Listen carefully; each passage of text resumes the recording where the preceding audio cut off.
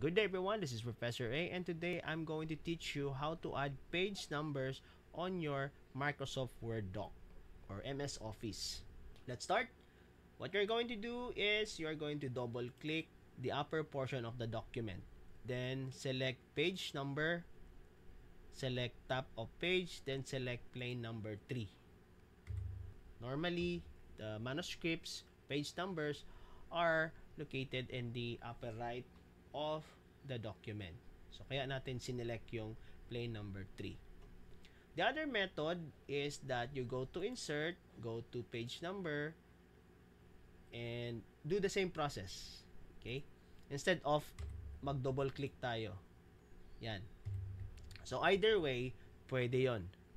So, what if naman sa bottom? What if you're going to add page numbers on the bottom? Okay, let's double click or press insert. And then go to page number, bottom page. As you can see, page numbers on the bottom is created.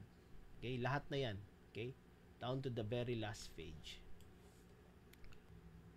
So what if Roman numerals? So the same process, go to insert or double click, go to page number, top of page, and then select the correct template.